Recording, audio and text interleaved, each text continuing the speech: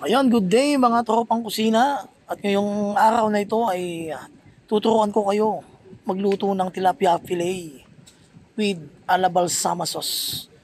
Ayan guys, pero bago ako magsimula guys, shoutout muna sa mga tropang Sibera, kay Naparilek, Sunyo Family, yan, kay Okidoki, magandang hapon po, kay Sir Olive, at kay tropang Alden.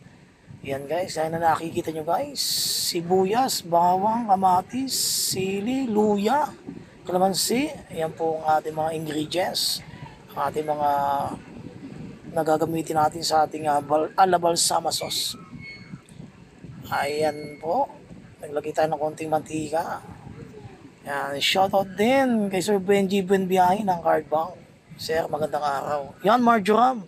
Good for stopping dishes sa mga isda, karne, karne ng manok, karne ng baboy, o karne ng baka. Yan, it's up to you mga tropa kung gano'ng karami. Hindi naman kayo malulula dyan o malalasing. Yan. At syempre maglalagay din tayo ng turmeric. Yan, dyan may control. Ano po. Pero optional po siya, pwede wala. At ayan po ang ating nabiling isda, tilapia, sa halagang 120 pesos. Ayan. Tatlo, apat na katao, talagang kaya ng busugin yan. At yan, pinigyan natin ng kalamansi ang ating balsama sauce. Ayan. Pwede rin ang lemon, kung saan po kayo masaya mga tropa. Pero pwede rin wala. Ayan, kasi may kamatis naman yan. At yan, nagdagdag tayo ng paminta. Yan, naglagay tayo ng paminta at konting asin, pampalasa. At ngayon ay ating gigilingin na sa ating food processor ng isang mabilisan lang yan sa gaya na nakikita nyo, tropang kusina. Alright. Ayan, shoutout nga pala kay Mr. Matthew Grow from LA. Yan, tropa natin. Yan, tayo ay magpipili ngayon. Iniwan natin sa may ulo, sa may buntot, at ayan, tilapia. Yan. Note lang guys, kailangan fresh tilapia. Ano? Ayan, pag bumili kayo live tilapia, para hindi namumuyag ang laman niya. Fresh na fresh.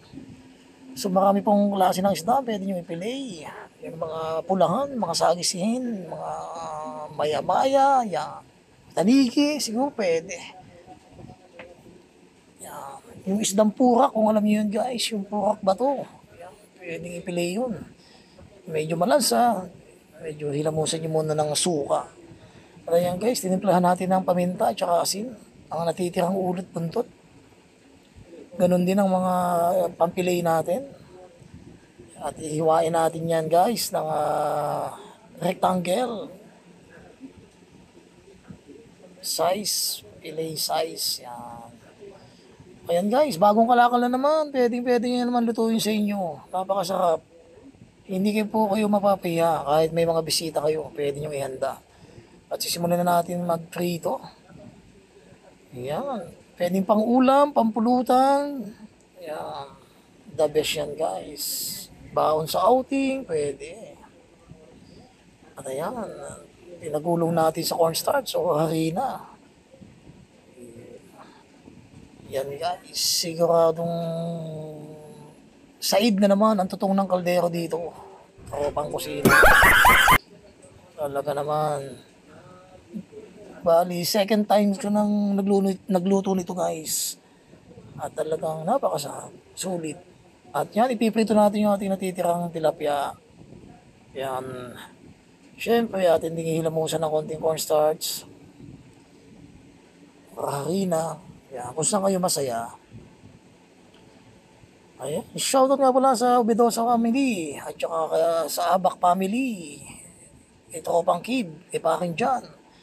Kay Chiro Bidosa, De Los Reyes, at kay Akin De Los Reyes ng Bako. Tropa. Kay Sir Derek, ang ating masugid na taga-subaybay, viewer natin. At sa lahat ng viewers, mga nanonood sa atin, huwag po kayo magsasawang manood ng Kuya Nogi Kusina.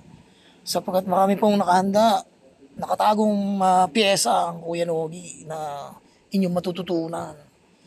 Mga menu. Ayan, at sinalang na natin ang ating labal sama sauce. Iyan, pwede nyo po palaputin, lagyan ng konting cornstarch, o kaya konting tubig. Kung saan po kayo komportable. Yan. Ayun guys, plating na tayo guys. Salamat sa inyong laging pagsubaybay at panonood sa aking channel at sa aking YouTube channel. Yan, paki-like and share and subscribe my YouTube channel, Kuya Nogi Kusina. Ayan guys hanggang sa muli. Alright. Sarap niyan guys. Pwede nyo lagyan ng kaunting spring onions kung meron. Kaso wala ang inyong likod. Alright.